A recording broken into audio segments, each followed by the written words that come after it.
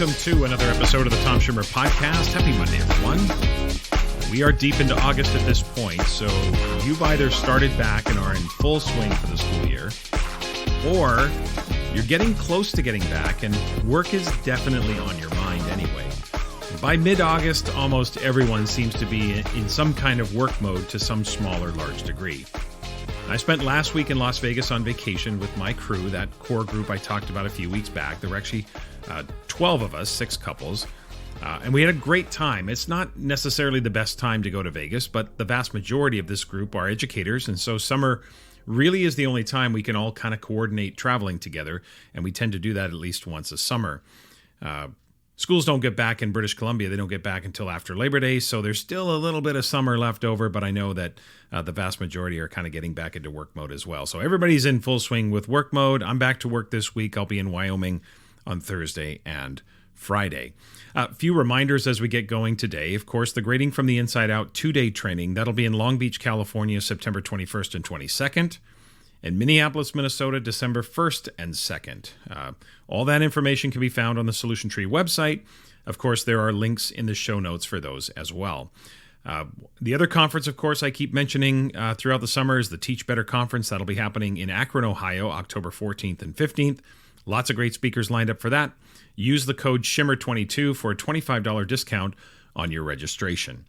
Okay, as always, thanks for tuning in again this week. A big welcome to any new listeners joining in for the first time. Hope you stick around, and a big thank you to the longtime listeners. I appreciate all of you. This week, my guest is Lainie Rowell. Lainey is the author of the recently released Evolving with Gratitude, Small Practices and Learning Communities That Make a Big Difference with Kids, Peers, and the World. So gratitude, of course, is going to be our focus today. And Natalie Vardabasso returns again for Assess That with Tom and Nat. We're going to talk assessment at the end of the episode. So that is today's plan. Let's get to it.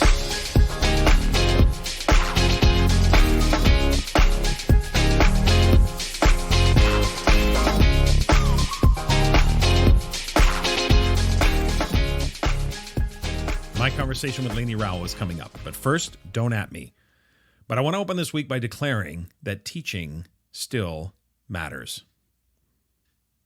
Now, I know some of you might be thinking that this open is going to be about the importance of our profession in greater society, right? That teachers still play an important role in our society, and that it's time for all of the teacher bashing and the bullshit that's hurled at educators to stop. Now, all of that would be true, times 1,000. But that's not what I'm talking about today. What I'm talking about today, or more specifically, what I'm bristling at today, is the way that many in our profession, and I'm not saying all, I'm not saying most, but the way that many teachers in our profession run away from this idea of teaching. What do I mean by that? Well, I give you Exhibit A. I don't teach. I facilitate. What a bunch of nonsense. Now, I know that makes us sound smart. I'm a facilitator, which is what I suspect it's primarily designed to do, because this whole desire for dichotomy is irresistible. But for me, it's tipping the scales at this point and maybe revealing that we're just all too smart for our own goods. We're constantly trying to outsmart ourselves. What in the world does that even mean? I'm a facilitator. I know there's this caricature of teaching, and the caricature is articulated often as the sage on the stage. But do any of us really believe that that's the entirety of teaching? Does anybody believe that that's what teaching is? Who said teaching is only lecturing? I'll answer for you. No one. No one said that. This is a manufactured dichotomy designed to create the perception that some of our colleagues are levitating above the rest of us. Everyone knows that there's a place for direct instruction. When our students don't know something, understand something, struggle to do something, you show them. Yes, you can provide them with feedback, and sometimes that feedback can come in the form of questions and cues and prompts and cause thinking and all of that. But feedback is most effective when it addresses partial understanding, or as John Hattie asserts, faulty interpretation. If the students are still at a novice level, you probably need to show them. You need to model. Are we not supposed to model? Modeling. What exactly is modeling if it's not directly showing or teaching? Yeah, modeling and teaching. For the life of me, I honestly can't understand why some in our profession, so proud, so competent, continuously try to run away from the very name of our profession. We teach, and we all know that entails creating a variety of experiences that slowly transfer responsibility for monitoring, for decision-making, from the teacher, yeah, that's right, from the teacher to the students. Can you imagine a coach saying this? I don't coach basketball. I just facilitate it. What? So you just roll the balls out on the court and hint that those round things go in that round hoop that just happens to be 10 feet off the ground? Where do you think the round ball should go? I'm not going to tell you. I don't want to be the sage on the stage. I know I'm being a little hyperbolic here, but honestly, I think I've come to a point in my career where I'm just a little tired of this nonsense designed to just sound smart. We don't need to sound smart because we are smart, okay? And I know that's a fixed mindset statement. You're just going to have to deal with it, okay? We're highly educated, we're competent professionals who need to go about the business of teaching in all of its 360-degree glory. We use direct instruction. We use questioning, inquiry-based approaches, problem-based approaches, student-centered approaches. All of it, that's teaching. Why are we so afraid to call it that? Well, Tom, when people say that, what they really mean is, look, just stop. How about this? How about you say what you mean? It cracks me up when people have to explain their explanation. And you see this with politicians all the time. The president or the prime minister, they go on camera, they're in full view of everybody. They say something, we all heard it. Like, we're not idiots. We heard it. We know exactly what they said. But then the next day, all of the handlers and aides and spin doctors hit the airwaves and try to re-explain the words that we all heard. We heard it. But what they really meant was this. I mean, this is the definition of political spin. I know that. We all heard it. You're now trying to get us to unhear it? So when you say, I don't teach, we all hear it. If you follow up with, well, I mean, of course I teach, sometimes you have to, then why did you say what you said in the first place? If that's not what you meant, then don't say it. Say what you mean. If you have to explain in multiple sentences what you mean by a 5-word sentence, then maybe your sentence originally is nonsense. I don't teach. What do you mean you don't teach? Now, if that launches you into some long-winded explanation, then maybe you need to be clearer. Words matter, or don't words matter? Do they matter? Do they not matter? I know what the phrase, I don't teach, means. I know what every single one of those words means. I don't need it re-explained to me. I know what they mean. I just think we need to stop trying to act so smart and just be smart, because I said we are smart. We're competent. We're professionals. We teach. Teaching involves a lot of different strategies. Imagine a doctor. I don't treat patients. I just facilitate the discovery of their own healing. God, cue the eye roll. We're teachers, okay? We teach. That is what we do. Direct instruction is a part of teaching, but it's certainly not even close to encompassing all that all teachers do. I'm all about student-centeredness and student investment. Our most recent book, Jackpot, Nurturing Student Investment Through Assessment, was just released last Thursday, August 11th. So before any of you start thinking that I want to bring back the lecture, you couldn't be more wrong. Teaching and lecturing are not synonyms, and they shouldn't be treated as such. Direct instruction is a form of teaching. Imagine if I said something like this. I don't work out. I lift weights. Exactly. It sounds silly, doesn't it? Direct instruction is a form of teaching, but so is inquiry-based learning. So are all of the student-centered constructs that we create. All of those opportunities. Let's not run away from our profession by trying to avoid the title of our profession. I'm a teacher. No, I haven't been a classroom teacher for a very long time, but when people ask me, especially those not in the profession, they ask me, what do you do? I say, I'm a teacher, period. Now, inside the profession, people who are in the know, when I'm talking to educators, I more clearly define my role in what I do now, and I get a little bit more specific. But at my core, I am a teacher, and I'm proud of that. And you should be too. And we should stop trying to run away from this. We teach. Teaching still matters. It will always matter. And I, for one, am growing a little bit tired of those within our profession who seem to want to run away from that title.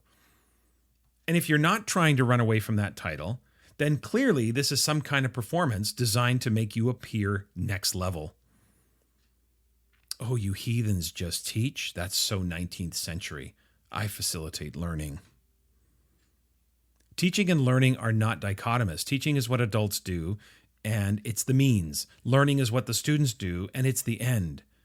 If you want to say, my style of teaching is to engineer a problem-based experience for students, no problem. But we're teachers, and we need to just own that because it is a noble profession and is important to our society. Caricatures and unhelpful false dichotomies don't really add anything of substance to our profession.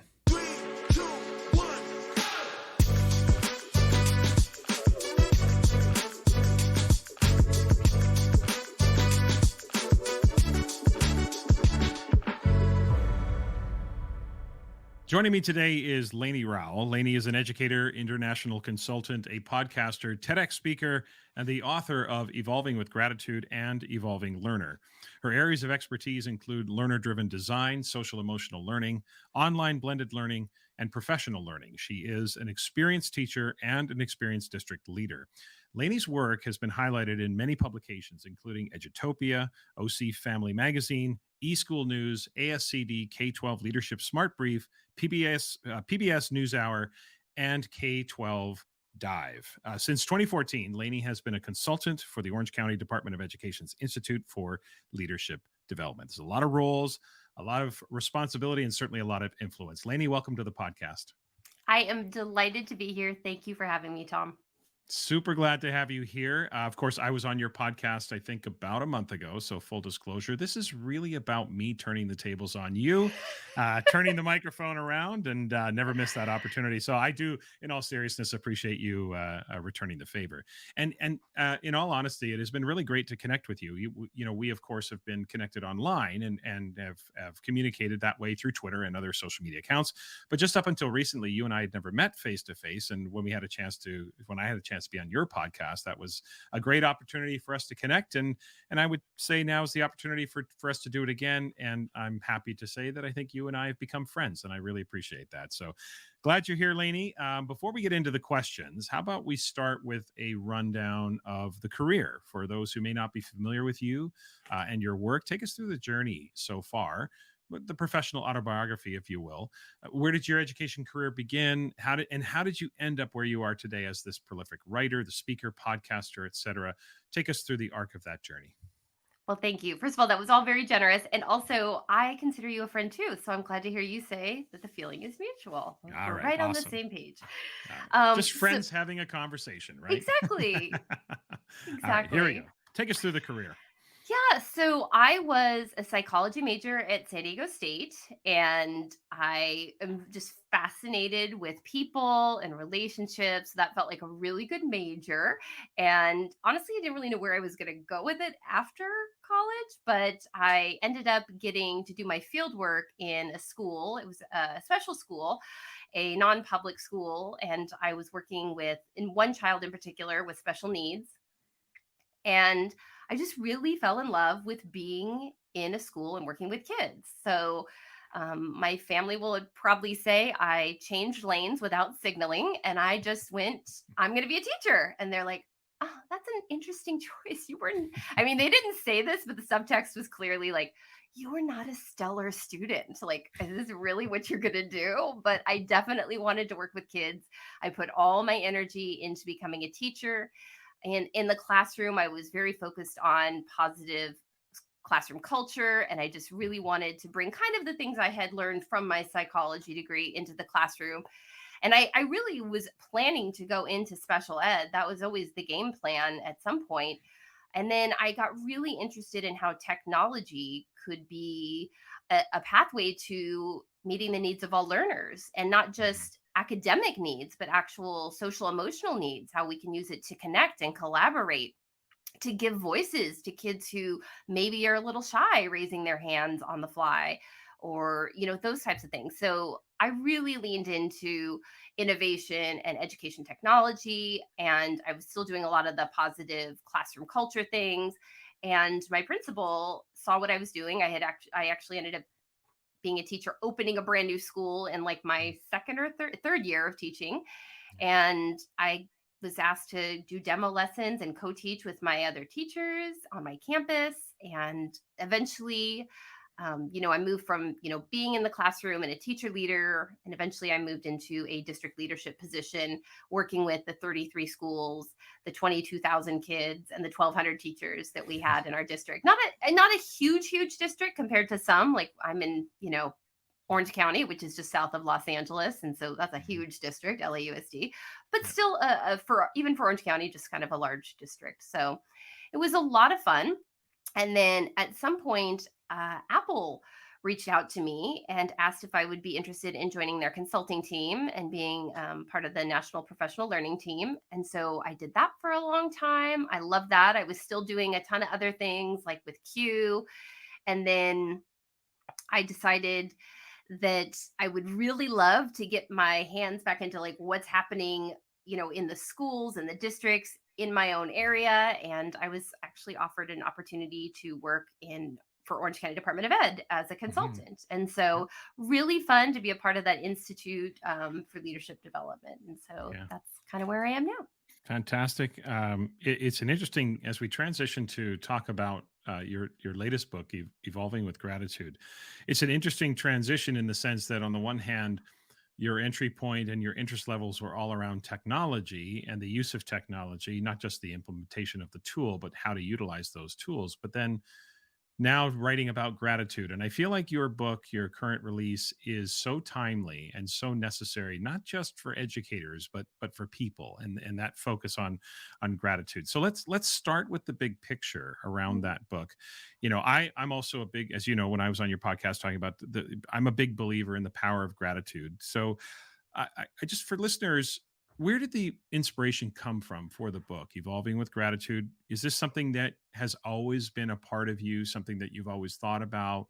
Or was there maybe something more recent that sort of bubbled up to the surface, or I don't want to say an acute event, or just what was it that inspired you to write this book? So there were some big moments that inspired this. Like I said, I've always been really focused on building community and relationships. That's always been a really big thing. But if I'm being perfectly honest, I wasn't necessarily focused in on gratitude specifically. I knew it was important. I would hope that if you would ask my lifelong friends, has Lainey always been a grateful person? I hope they would say yes. But I don't know. I think I'm much more grateful now than I was before. But what probably was the kind of big moment where I started to look into this was, and this is a big moment for a lot of people, unfortunately a very tragic moment for a lot of people too, was that March of 2020. And so that was, for me, you kind of see what's happening in your world and you're like, oh my gosh, this is insane. And that was March 13th was the day where my kids' schools are shutting down. And it's like, this is just, we don't understand what's going on. We've never seen anything like this. And so there's kind of this fear and like, I don't know what's happening in the world. And then there's part of me that, and I've given myself permission to grieve this, but like, I spent years working on that book with Christy Andre and Lauren Steinman, and Evolving Learner launches March 13th.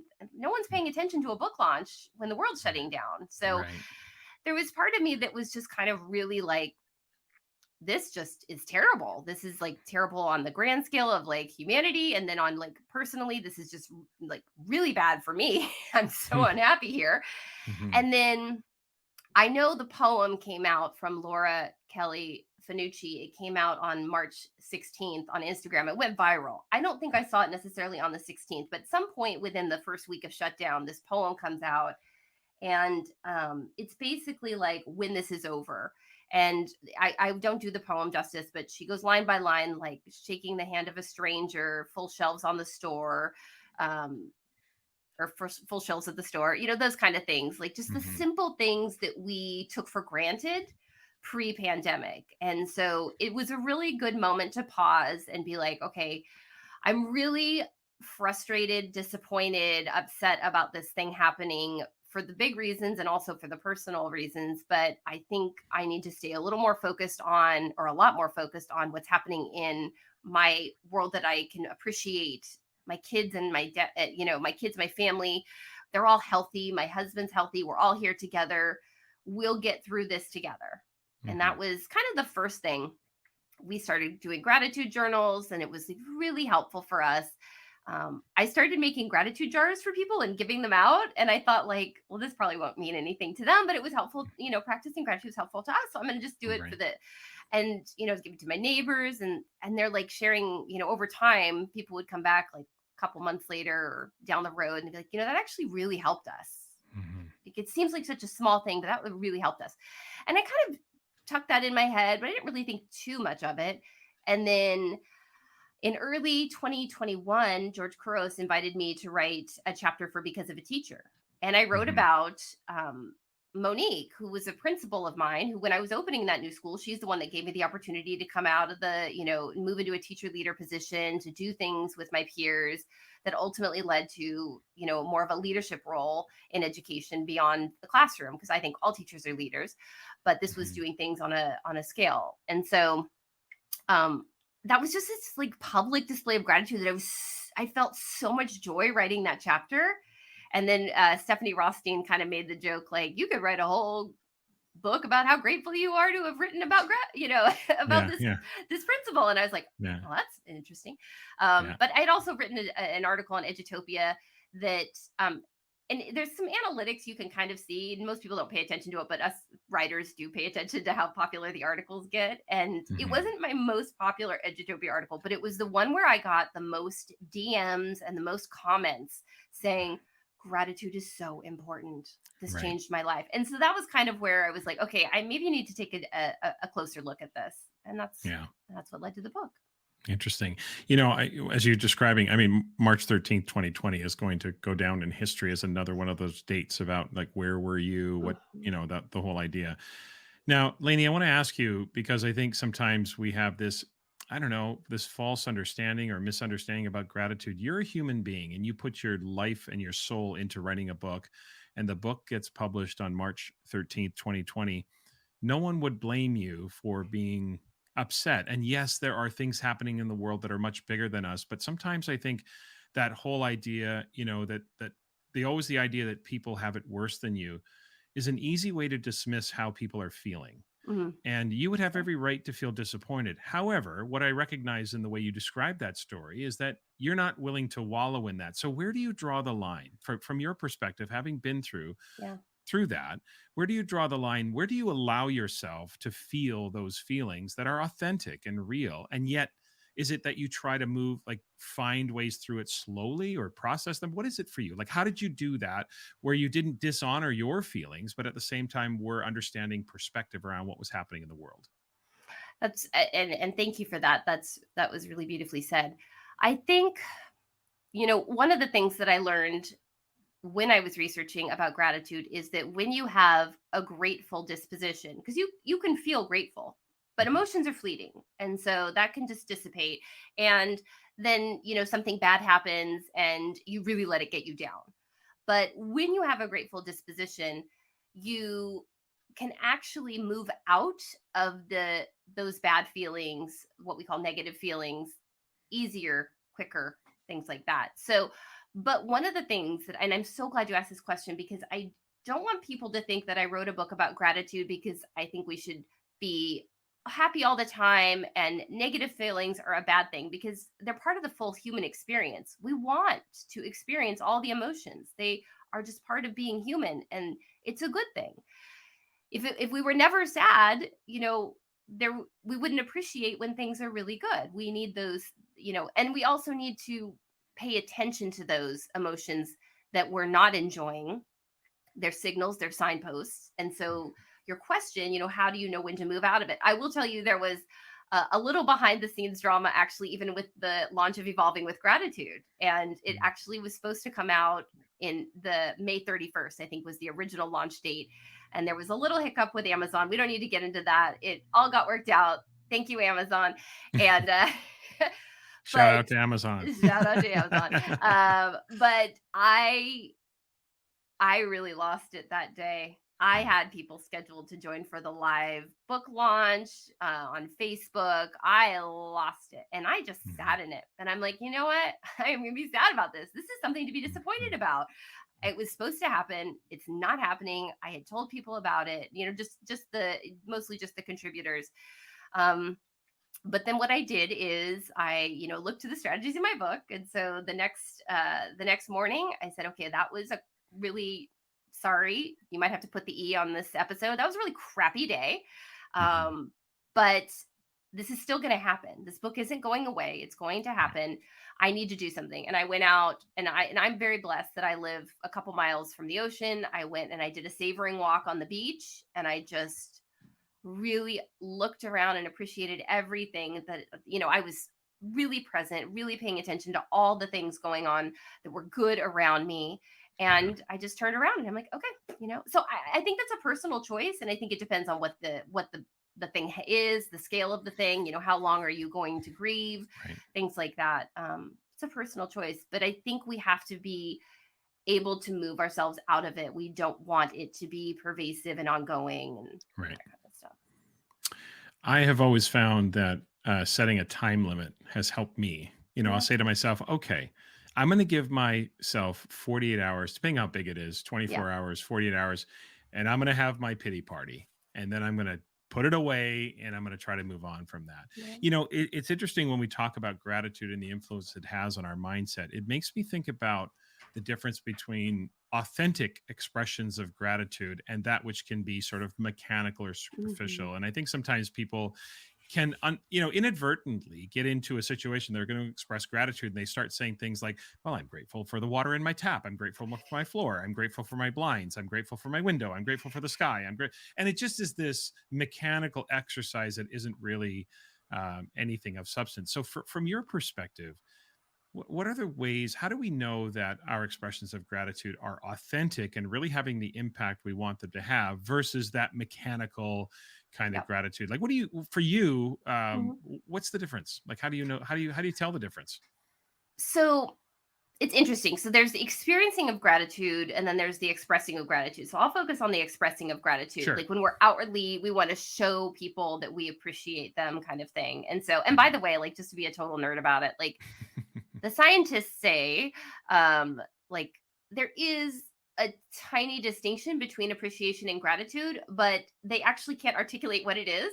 So I'm throwing that out there, but I'm going to use the words interchangeably because until the scientists can tell me what the actual difference is, I'm just going to say they're interchangeable. That's right. We're going to put it on them.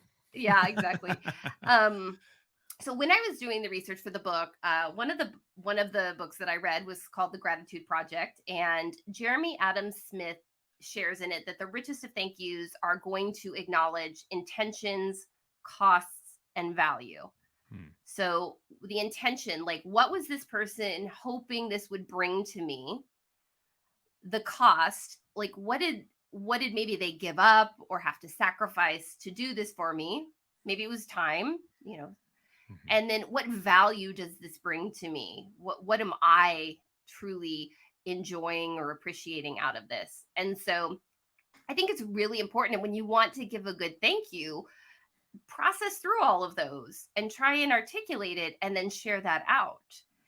And so, and if I could, I'll just give you an example because it's totally top of mind. I was in Dallas yesterday speaking at a conference and I was doing a session on gratitude.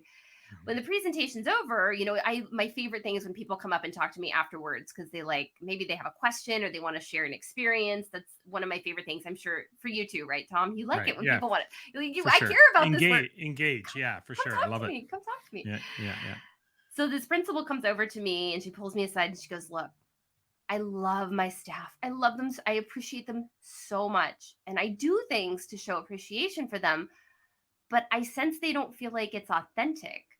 And I said, okay, can you give me an example of something that you would do to show appreciation to staff? And she goes, well, I take so much time and I write these thank you cards to them.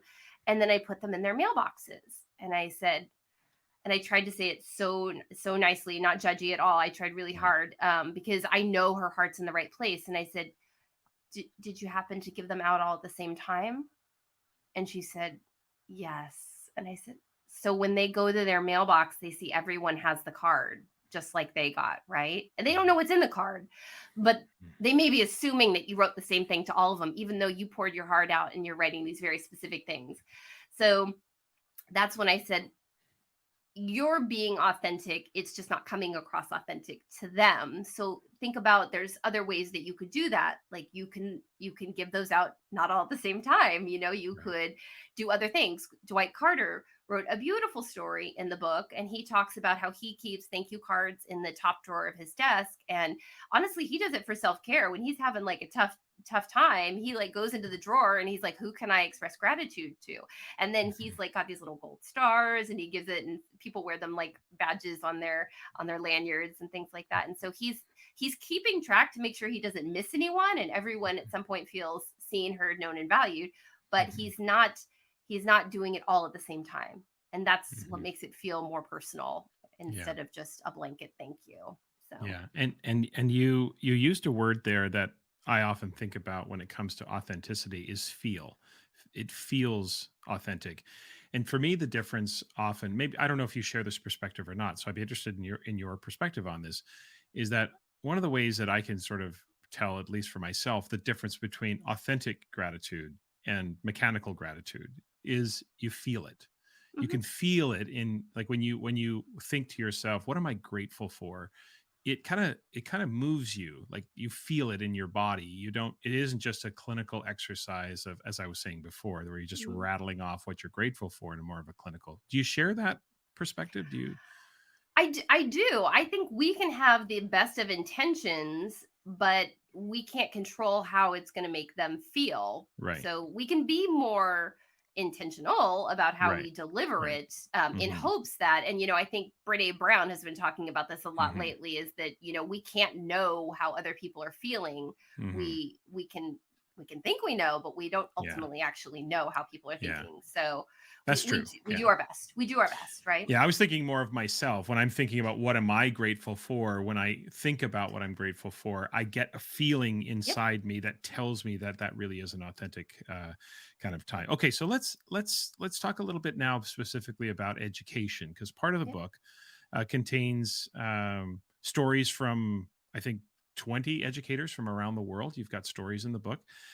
So I'm wondering, for you, when you looked at all of those stories in their totality, were there any themes that emerged? Were there any sort of lessons you learned? Like, if you were to look at those stories, say from 30,000 feet, what sorts of themes or like takeaways did you sort of see run across all of those different stories? Well, and unique and dynamic. We're all unique and dynamic. And I would give Katie Novak credit for giving me that phrase, because I think it's beautiful in that it captures that we're all different. But I think the dynamic part is also really important. And so you mentioned there's 18 stories by 20 educators. There were a couple stories where we had partners writing. Right. And I think that Josh Stamper's story does a really beautiful job of this as well. And he's focusing on in a leadership role, but it also applies to our students, right? In that there's different ways that not only I like to experience and express gratitude, but obviously we're all that way. And so Joshua actually gets into the love languages and things like that. He keeps like a spreadsheet of this is how this person likes to receive appreciation. This person is an acts of service person. This person is words of affirmation. This person is gifts. This person is quality time. Like, he keeps track of all of that, but he's also very clear to say, just because this person is an acts of service person doesn't mean they won't ever want words of affirmation, right? And so that's where that unique and dynamic comes in, I think, because we are all so different. And I think part of the dynamic is it's contextual. And so, if you and I both were traveling yesterday, we got home late, normally I'm a words of affirmation person, if any of my friends are listening, but when I get home late after a trip, a clean kitchen is like magic. Acts of Yeah. service are like Yeah. all day what I need on that. So I think that was something that was really special, is because Mhm. I would also say that, like, I personally, before I did this deep dive, before I read all their stories that are in the book, I think, and I don't think I'm alone in this, but I default to, I want to express gratitude in the way that I want people to express it to me. So I'm Right. a words of affirmation all day. I'm always giving people words of affirmation. Yeah. But what I have to remember is there are some of my friends who an act of service is going to go way further for them. And so, Mhm. not that I'm always going to do that, not that I Right. will begrudge them my words of Mhm. affirmation, but I'm going to try and be really intentional with that. So that was kind of something that I thought was Yeah. definitely a theme that came out there. Yeah, I don't think we're silos, right? We don't have Yeah. one singular way. I mean, there are some preferred ways. I think that might be the best way to say it is we have preferred ways Yep. of expressing or receiving gratitude. But we have we are, and that's maybe the dichotomy here, is that we're all unique and yet we're all the same in that we will always appreciate a range of experiences that really round it out. As you say, a clean kitchen, something so Yeah. simple yet sometimes so complex, depending on what's been made that day, Yes. does show that expression. Can we stick with the education part though? Because Please. I'm trying to I want to have you maybe connect the dots for teachers about, Mhm. okay, we understand this idea of gratitude. I think most people understand its power, not the nuances maybe, and I think that's why they need to read the book. But certainly we get it. How does gratitude, let's connect it to teaching now. Yeah. How does gratitude or being a grateful person make me a more effective teacher? And how does that Yeah. influence my classroom? Yeah. And so I would say we want to bring gratitude for learning into our classrooms, because Okay. I think that's something that we maybe haven't always focused on. Maybe there's a newfound appreciation for that time in the classroom to learn with our peers, because many of us were robbed of that, at least for a period of time during Right. COVID. But I would say that when we're not present and paying attention to what's going on, we don't tend to appreciate it. And so we want to, I think, on a very like grand scale, bring an appreciation for learning into our school culture and our classroom culture. Hmm. But then also, so I, in the book, I go into talking about community of inquiry and how we want to have social presence and teaching presence and cognitive presence. And so gratitude would be an underlying current in all of those. But if we want to get to more of like the lesson, more of the granular, I would Hmm. say, well, when you're practicing gratitude, when you're feeling gratitude, and that brain gets flooded with, I call them the happiness chemicals, but you can be specific and say Yeah. dopamine and serotonin, and they have their Yeah. nuances as to why they're different. Hmm. But when the brain gets flooded with those happiness chemicals, all the learning centers turn on. And so we can connect this to, for those of you who are familiar with universal design for learning, which I also go into in the book, Right. when we're talking about the affective networks, and, that's going to be like what's going to control motivation and priority and like self-regulation. And so Mhm. when we are bringing this lens of and kind of this, disposition of gratitude into teaching and learning, then we're kind of coming in with a preparedness. It's interesting, right? It's like we often, and I will just take full responsibility. I'm a huge taskmaster. I want to get to business. I want to start checking things off the list like Yeah. ASAP. Yeah. But first, I want to get people excited about what we're going to learn about. Like, this is why you Yeah. should care about this. And so there's something to that preparedness before we even get into the teaching and learning that is super important. Hmm. And so again, I point to universal design for learning in there, because this is going to tie in with the engagement piece, and like, how are we going to get them here with us where they're actually finding this to be important? They're making Right. this a priority. They're motivated to learn about this. Something you made me think of as you were responding there was this idea of incorporating gratitude, authentic, a grateful disposition, et cetera, as a way to help students gain perspective on the stresses and some of the acute struggles they might have. There's a lot that's stressful about what young people experience in schools, and helping them sort of be metacognitive, recognizing Mhm. how they're feeling, recognize. Is that something you think about as well and talk about? Is that an important part of infusing this into a classroom? So yes, I would say yes, definitely. I Yeah. like to, I think it's hard. I think it's hard to just say, go bring gratitude into your classroom. And people are Right. like, okay, thanks. That's super helpful. So what I I look to is something that I have used for years, which is Castle's 3 signature practices. So I look at the welcoming inclusion activity, engaging strategies, and the optimistic closure. So I like to bring a specific gratitude practice into one of those. So I'll just give you an example of one that I like to do with kids and adults. And it's really kind of a general gratitude practice that just gets us in the idea of like being grateful to be a learner. And so it's a, you might have even heard of it, like give two, take two with Post-its, the icebreaker. So I would ask the learners, small or tall, hey, can you on a Post-it write down something that you're grateful you learned about? And I try not to give a lot of constraints, but it depends on what we're about to be learning about next. And so just tell me something you're grateful to have learned in your life. And then you're going to write that on one Post-it. And then I want you to write the exact same thing on another Post-it. And then we're going to get up and we're going to go find someone else in the room, hopefully someone we haven't maybe talked to lately. And I want you to exchange, and you tell them what you're grateful that you learned. And they're going to say what they're grateful they learned. And you'll exchange the Post-its. And then you'll repeat that with another partner.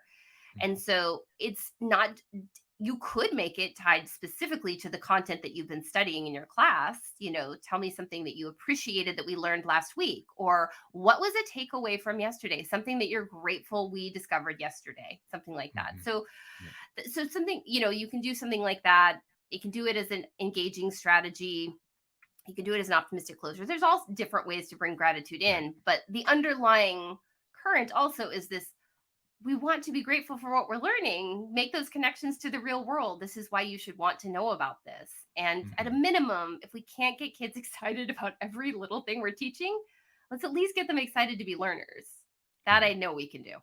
Yeah, you definitely can help them get excited about the opportunity that's in front of them, pique their curiosity, and have them experience gratitude in a way that sort of leans into what it is they're about to learn. It's interesting because when I was thinking about chatting with you today, one question that came to mind was this notion of, I don't even know if this is the right term, but I kind of call it retroactive gratitude. I think about this a lot because it's a very interesting experience. And what I mean by this, and I'm wondering if you've had an experience like this, or I'm wondering if you have a perspective on that. It's where something that you want to have happen, you want it so bad in your life and it doesn't happen. And you're so disappointed and you're so upset about it. And then a few weeks later, a few months later, maybe a couple of years later, you start to realize you get this overwhelming feeling of gratitude that it didn't happen, that you actually didn't get the job, or you actually didn't close on that house, or you didn't get that opportunity in front of you. It's like an odd phenomenon, but where you become grateful for not getting something or not accomplishing something. It's almost like the opposite. So has anything like that ever happened to you? Or do you have a perspective on that? Like, what are some thoughts that you have about this retroactive gratitude? I don't know. Again, I don't know if that's the right term or not, but what are your thoughts around that idea of gratitude in retrospect, if you will? Yeah. So I don't know of any longitudinal studies on it, No. and I'll just quickly say, the science of gratitude has only been, around for about 25 years. Dr. Robert Emmons is, one of the leading, if not the leading science of gratitude experts.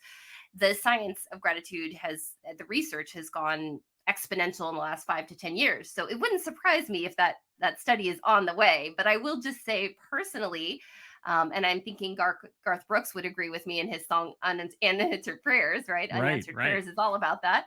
Right. But I can say I've 100% experienced that on many occasions, on like personally and professionally. So maybe, I'll even go back to the example I started with in the beginning, the book launching, then that was something highly curated that I'd spent years working on. And when, and no disrespect to the book, it did well, but to just not get the fanfare and the attention that it would have otherwise, I kind of had to go, okay, I need to do different things. And that's when I started the podcast with Bree. And that's when I actually stepped into podcasting. And I'm like, you know what? I don't have to just do highly polished, curated things.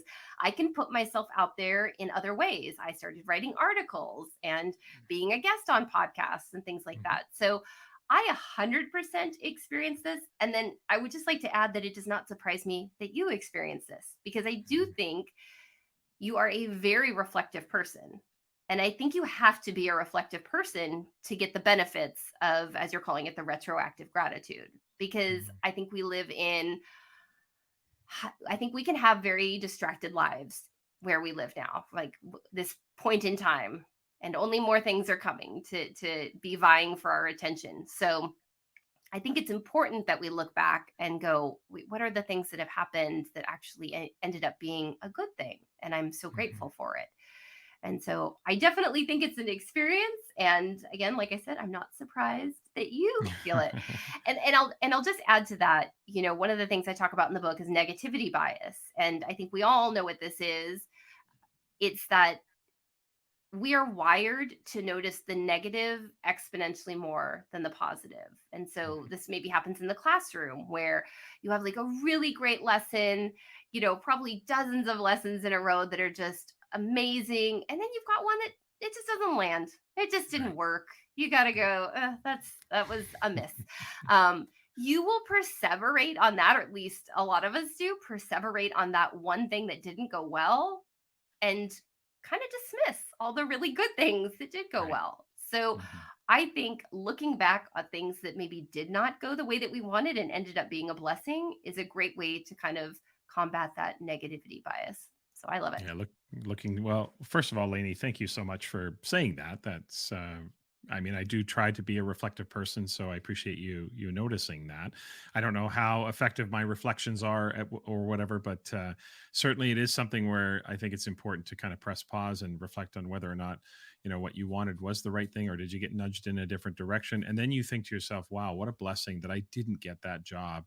There, I remember back in 1999, there was a job I wanted so bad, and it didn't happen for me, but it caused me then to relocate to a place where I no longer live there. But in my working experience, I also developed lifelong friends, people who have become, just like family, friends like family. And I talked about that before on the podcast. But just this, those are things you look back and say, wow, had I got that job, I never would have relocated. We never would have done this. We never would have done that. So I think it's an interesting phenomenon for sure. Before we go ahead. No, I was just going to say, if I could add really quickly, another thing that really found fascinating doing the research is Andrea Husong and her team out of, I think they're University of North Carolina. Don't quote me on that, friends, but I know they're in North Carolina.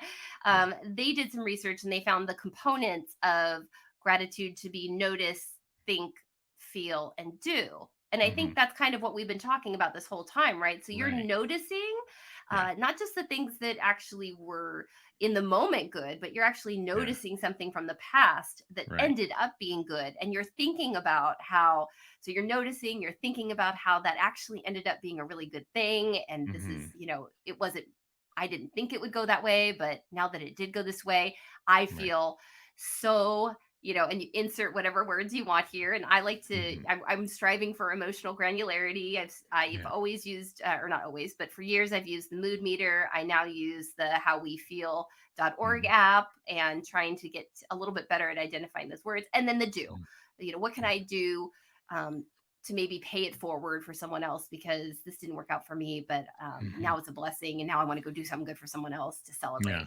Yeah, no, it's great. Before we get to the last two questions, you recently wrote an article, because I think when people think of gratitude, and I do this, I use a gratitude journal. I sort of write every morning, and I do it just not that I think that everything that I write is going to happen necessarily, but I write it to reset my frame of mind or my perspective. It changes how I feel.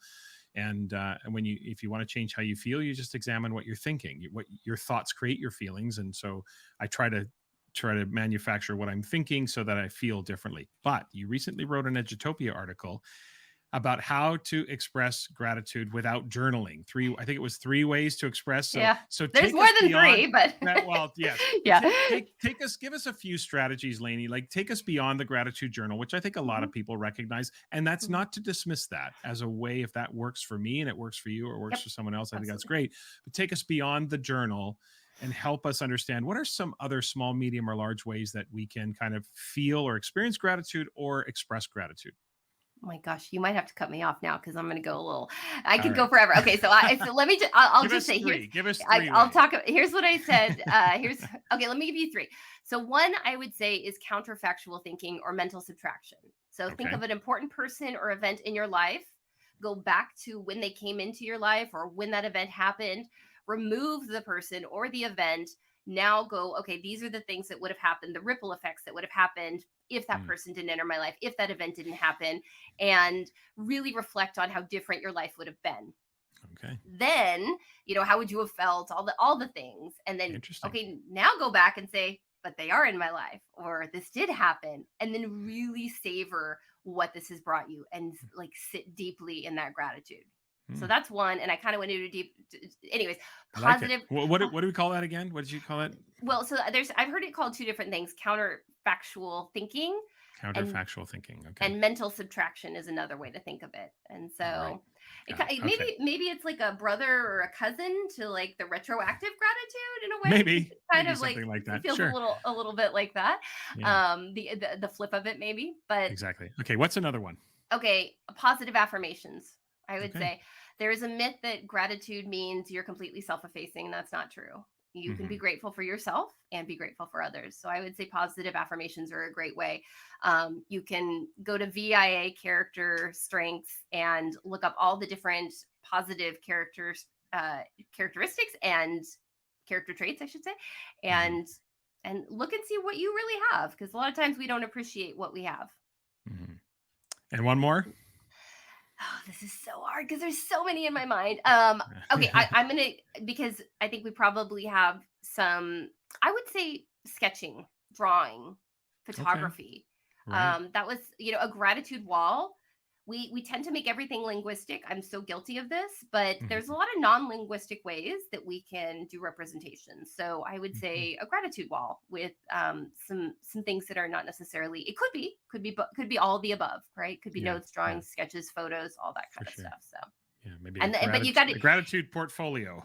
Yeah, something like that. Yeah, I love it. Whatever you do, I encourage you to go through the notice, think, feel, do. That's what's gonna make it deeper.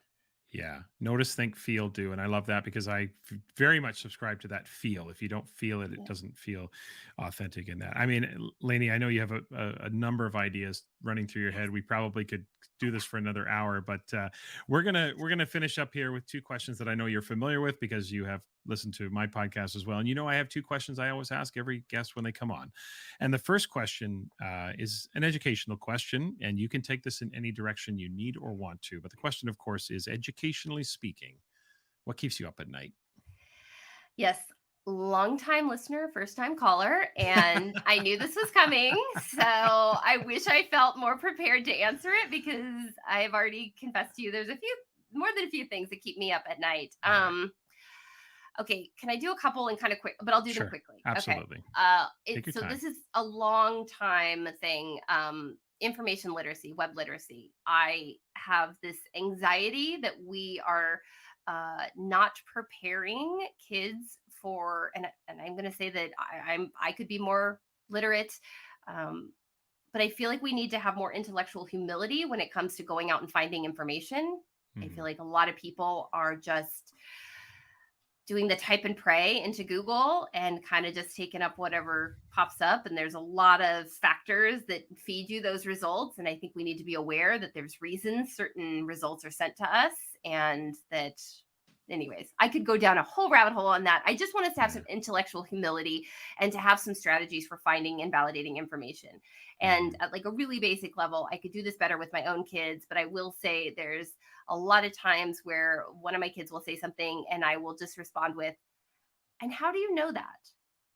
And that kind of leads into this conversation about like, "Oh, I was watching this YouTube video," or "Oh, I was this," and I'm like, "Okay, who's your source?" Like, and so they find me super annoying with that, like terribly annoying, but I will not let that go. So, and then the other thing I would just say is, I feel like we're getting better at this, but I just really want us to be as strengths-based as possible. And that's not to bury our heads in the sand and not look at anything, but I feel like there's still a lot of deficit-based thinking out there. And I want us to stop labeling kids in a way that makes it so they don't get all the opportunities that they deserve and need. And so I want us to go back to the phrase that I love so much, the unique and dynamic. I want people to see that as an asset, not a deficit. Yeah. Wow, absolutely. Both of those definitely would keep you up at night for sure. All right, last question as we finish up here our time together. This has been a great conversation, and you know what's coming. If a random person stopped you in the street and asked you, Lainey, what is your definition of success? How would you answer them? Oh, they'll be so sorry they asked me because I'm gonna like not give them a very straightforward answer. But no, Give them the elevator answer. I'm gonna. Okay, so I would say internally for me, because there's an internal and an external, if that Okay, makes any sense. So sure, externally, I yeah, would say it's about, for me, it's about finding joy and gratitude in the moment. Really appreciating the process and being as present as possible for my family, my friends, my colleagues, everyone Mhm. around me. Again, I mentioned I'm really a taskmaster. I should be more successful in my life for being such a taskmaster, but I've done some things, so I'll take it. But what that taskmaster tends to do is be thinking about 2 to 3 steps ahead when I should really be more present in what's happening. So Mhm. internally, the successful would be the being more present for those Okay, things. yeah, Externally, for me, it's about lifting others up and yeah, amplifying as many voices and making as many people's lives better as possible. So yeah. I'm all about continuous improvement. I'm all about gratitude, and I want to help other people be better and raise them up. And so I don't know, hopefully that's not too random of an answer, but those are what I'm thinking about. We always get a benefit from lifting others, and I think Yes. that's the part that sometimes gets missed, and I think that's definitely a way to be successful for sure. Listeners, it is almost impossible not to connect with Lainey somehow. She is on both Twitter and Instagram. The handle is at Lainie Rowell. You'll find Lainey on Facebook and LinkedIn, of course. I'll have links in the show notes for all of that. You can go to www.lainierowell.com. And of course, the Evolving with Gratitude podcast. I'll have links to both the Apple and Spotify links there in the show notes as well. Lainey, thank you so much. I am truly grateful that you took the time to be with me today, and it's great to see you, friend. It's so good to see you, my friend. Thank you for this opportunity. It's a joy to talk to you anytime. We need to do it more often. We should definitely do it more often. I really appreciate it. Thanks, Lainey. This podcast is a proud member of the Teach Better Podcast Network. Better today, better tomorrow, and the podcast to get you there. You can find out more at teachbetter.com/podcast. Now let's get back to the episode. All right. Once again, back with Assess That with Tom and Nat. Natalie, welcome back. Thanks, Tom. Happy to be here. Yeah, great to have you back. We got a couple more of these over the course of the summer before we get back into the fall. So I thought one of the angles we could take today is the angle of leadership. And I know that for you, Natalie, you've not been a principal, you've not been an assistant principal, you've not held any of those titles. You certainly have been a teacher leader, in many significant ways. But I'm wondering about as principals and assistant principals are thinking about heading into the school year. We know that some schools have already started. Many schools are on the verge of starting throughout August and into after Labor Day. I'm thinking about from a teacher's perspective. What is it that, from your perspective, what is it that administrators need to know, or what advice would you have for them as they're trying to initiate or engineer a change in their assessment and grading paradigm within the context? We often forge ahead. We want to make these things happen, but sometimes there's blind spots. So maybe we'll put it that way. Like, what are some leadership blind spots that if you had a chance to talk to principals or assistant principals, say, hey, this is really important for you to know from a teacher's perspective as these changes unfold? What are some of the things that you might talk about with them? Yeah. Well, first of all, the role I held was really interesting. You called it a teacher leader, but I want to clarify that I was kind of, Okay. and I don't know how often this happens in the assessment work, but I got to hold a role called an assessment lead. So I was kind of like this liaison between, the school administration and the teachers, because I wasn't in the classroom. I was truly doing like more of a leadership role, but I didn't have any official authority. So I was kind of just floating between everybody. It was I was like the middle child that love to talk about assessment. People see me coming and they're like, oh God. But what I learned early, and it actually came from advice I got from someone who had walked down this path before and led a district-wide initiative to change assessment. And they said, you're going to communicate early, you're going to communicate often, and then you're going to keep communicating even when you thought you've already communicated so much that people are done from hearing from you. And that's advice that I really took to heart. And time again, every time I thought we had communicated enough through enough channels, we needed to communicate more. So that is probably the first piece of advice is Yeah. don't let communication be reactionary. Be very proactive. Like we were very lucky in my setting. We had a full-time communication specialist. So we actually sat down and we mapped out like the first 3 months of the year. We're like, what are the touch points? What kinds of resources, what would they need? And let's go through all the stakeholder groups. Let's think about the teachers. Let's think about the parents. Let's think about the students. Like how are we communicating? What does this look like? And more importantly, what are we allowing them to communicate to us so that throughout the journey, we're getting tons of feedback and being able to course correct and iterate and continue to improve. We kept talking about it being a prototype year. We really use that language intentionally too. We're not launching this like as a perfect, look, we did it.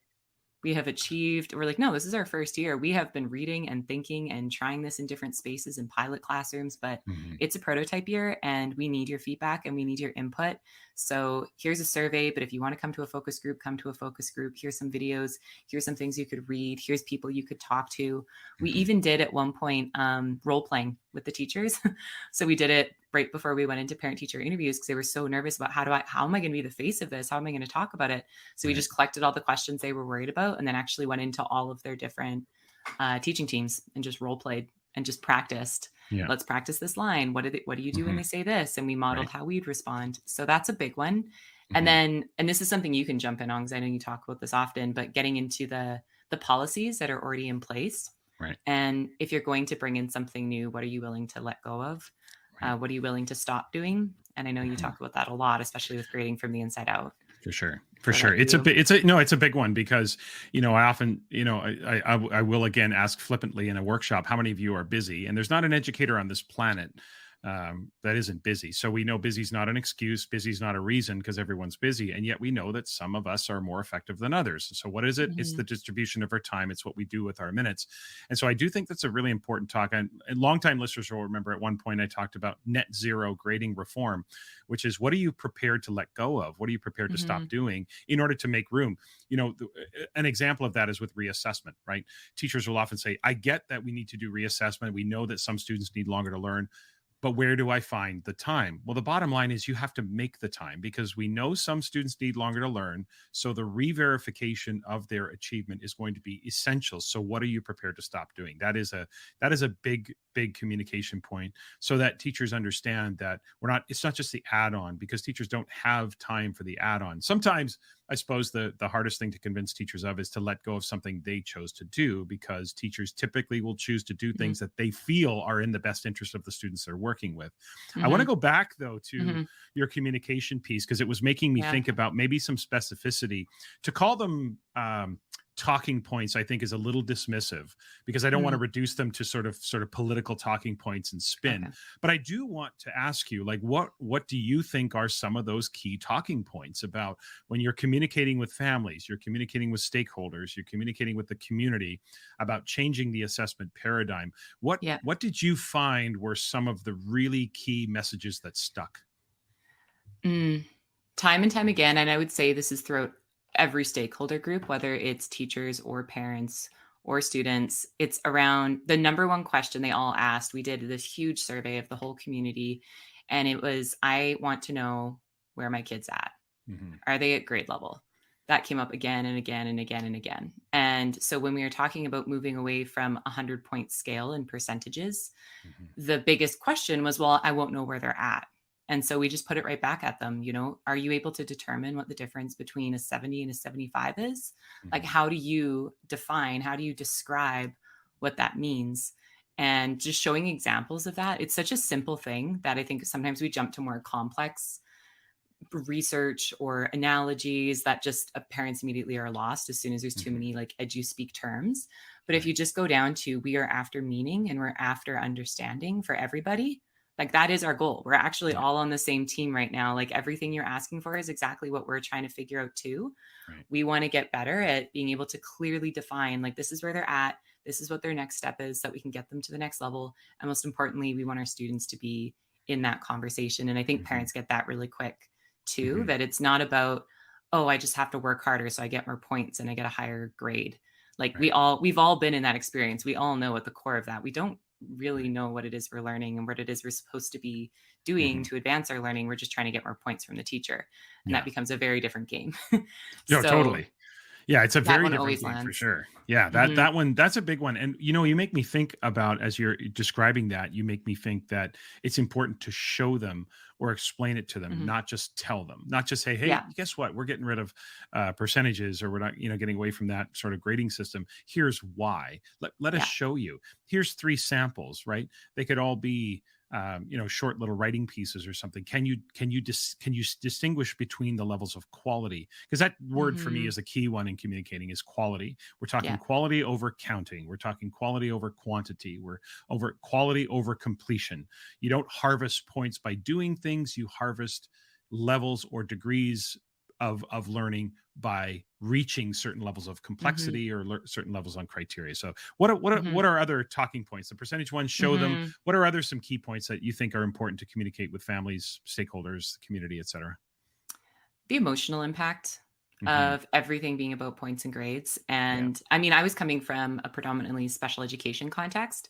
So for our community, that was a really easy conversation to open up, because a lot of them they chose to come to that setting because their previous experiences in school were so obtuse to them. They didn't understand what was going on. The kids weren't performing well. Everyone was confused and they were upset. There was so much distress the kid was experiencing. And then when we help them to understand that if we use grading and assessment practices that don't make it so clear, what are your strengths and what are your next steps? Those feelings are very natural. It doesn't matter who you are, what your learning profile is. If you get a result that is not favorable to you and you don't know why and you don't know what to do next, it's a pretty demoralizing, upsetting experience. And just going back to that emotional side of it, it was actually you that told me. I have it in like a book somewhere in all caps letters across the top of a page. It was one of our first conversations where I was bumping up against, like, there's always challenge with change, right? And we were talking on the phone about it. And you said, Nat, never forget, change is not clinical, it's emotional. Right. And just take a breath. Don't worry about what the next 5 steps are logically, but think about like the emotion of the moment and how to hold space for that emotion. And I was like, that's very wise, Tom. it is so true. And I think it's underestimated the 360 degrees of emotion, right? On the adult end, you have the emotion of change, and change is more emotional than it is clinical. You can have all the technical know-how, but you have to reach people that emotionally, which is why Cassandra, Nicole, and I talk about hope and efficacy and achievement, because we have to fuse those two. You don't have the emotional silo and the assessment silo. This is one human being who will have an emotional reaction, right? So from the adult's perspective, we have to help them understand both the emotional argument and the technical argument for it, but also from the student's perspective, right? That hope, efficacy, and achievement is the idea that students have that emotional reactions. And I find most often, not always, but most often, the one word that sums up the generating of negative emotions is uncertainty. When you think about any time a student is uncertain about how they're going to be assessed, uncertain about how grades are determined, uncertain as to how to reach the highest level of proficiency, when uncertainty creeps into our assessment practices, that creates anxiety in so many of our students, and not all of our students. We know there's always exceptions to the rule, but for many of our students, the unknown, they go home and they say to their mom or their dad or their grandmother or whoever's looking after them, I don't know how to get a 4, or I can't get a 4. I don't understand what I did wrong. I don't understand this feedback. I don't know, like that. The word uncertainty to me is one that and so thinking about the question that I led this with, advice to leaders, is make sure there is no uncertainty in your process, in your systems, in your structures, in your routines. It's clear, it's transparent, because that's where you're going to have fairness. Kids and parents and families are going to perceive things to be fair when you are open and honest and transparent, as opposed to uncertain about the way things go. Thoughts on that? Yeah. So yes, and I think to that, I think we have to be careful though about chasing this objective assessment system, because then I think we fall back into some of the same traps that we're trying to move away from with the 101 point scale. Something that I found really powerful in my context was the admin taking a stance of like, standing beside the teachers to say, not only are we learning, first of all, so let's give everyone a lot of like leniency, but trying to talk to them about what professional judgment means. Right. And to the teachers too. I actually think that conversation between admin and teachers was one of the most powerful ones I saw for a shift, in that it was like, we have to move away from that mindset of we are gathering points to justify a grade that's going into the grade book. Like we're doing this whole thing just to justify and to like protect ourselves against an angry parent, and instead go, okay, we trust you. You're a professional. You know, you might put less things in the grade book, but we are going to communicate to parents. We've got your back. And we also trust you that you are going to make the right call and that you know your students. Like some of these teachers have been there for 30 years and teaching, you know, reading or writing at that level. It's like you've done the math before, and I don't know it off the top of my head, but tons of pieces of work. Exactly. You have assessed so much student work. Even if you don't have it down to like every single thing is itemized and, you know, on a rubric somewhere, you still have that sense of, you know. Right. Yeah. And there having needs that to, conversation is important, I think. For sure. I agree. And I think, I do think though, getting back to the word uncertainty, I think there needs to be clarity and certainty that if you show parents, here's the criteria we use, hand them a couple of samples and give them an experience, give the parents, give the families, give the guardian, whoever is there on behalf of the learner, give them some insight as to how how you use your judgment. And then I think clarity really emerges from there. So absolutely. We got about a minute to go or so. Nat, any sort of last 1 minute or two, last minute thoughts, pieces of advice? We can pick this up again in a couple of weeks, but what are your thoughts? Any other things you want to share with leaders? Oh yeah. It's something that I've been reflecting on a ton since leaving the last position, but a conversation that I wish we had had sooner, and something I think everyone should have if they're going down this path, is what are you, like, parents do want frequent communication. They love ongoing communication. Their biggest fear across the board is that they're going to be surprised. They're going to think everything's going great, their kid's doing well in school, and lo and behold, they're failing a class and they had no idea. And now they're trying to help their kid dig themselves out of this hole. That's their biggest fear by far. So I think we sometimes get so excited about jumping to a standards-based paradigm, and we forget to have a really rich conversation about what can we do to make sure that there is still frequent communication that isn't necessarily your percentage score updating in PowerSchool or a digital grade book. Like, what can we replace that with? And being in a K-12 setting, it was so interesting to see how the different divisions approach this, because K-3 naturally does this so well because they live in a space of observation and narrative assessment. And I was like, oh my gosh, if I could bring every high school teacher down to watch what's happening in grade 3, like that would be fascinating, but I never had the time to get there. But they use Seesaw, and I know there's things like Fresh Grade and there's lots of other digital tools to do this, but they would just be constantly updating this live qualitative assessment evidence with summaries of here's what we saw, here's what we're going to work on next. And I think we sometimes forget that as we move up in the grades. If we're going to move away from the percentage grading, we need to replace it with something. There does need to be something in there. So something else I saw that worked really well was putting in just descriptive feedback. So they'd still put in their assignments just like normal, but they wouldn't put on a score or a grade, and they just put in descriptive feedback almost as their own tracking system too. So when it came time to click on, you know, those outcomes and you've got all these comments, you now have all this beautiful evidence to make more of a holistic summative judgment. But I think that conversation gets missed a lot. I think we just kind of skip over, and then it usually becomes a reactionary thing. Like, oh, what are we going to do to update parents a little bit more frequently? Because we're trying to help teachers make these more qualitative judgments, which takes more time. So you do have less evidence in the grade book. That's such a great point. Let's end on that. I love that. The idea that looking at a score in an online grade book is not really communicative. Certainly you can gain some things, as we talked last time about a singular symbol can give you some information as long as we agree on what those symbols represent, but it's never going to replace description about strengths, aspects that need strengthening, ways that families can support learning at home, ways the student can stretch themselves. That ongoing communication, again, takes away the uncertainty about where is my child, where are they in their learning? And we do have that obligation. I think sometimes we forget, even high school kids, they're still minors. their families have a right to know how they're doing, and whether they're a tuition paying member of a private school community or whether they're a member of a public school community, the families have a right to know, and keeping Absolutely. that open line of communication is really critical. So one more to go in a couple of weeks, Nat. Maybe we'll come back and talk a little bit about sort of the back to school paradigm or something. We'll figure something out. We've got one more in our series of Assess That. But until then, thanks again, Nat. Thanks for being here. Anytime. Always a pleasure.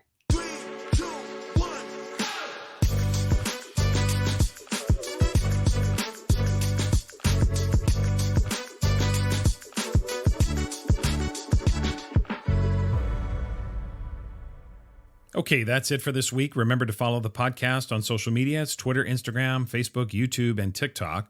Also, please email the podcast, tomshimmerpod@gmail.com, if you've got questions for Natalie and I on Assess That this summer as you head into the fall as well, or if you have any suggestions or feedback for me about the podcast.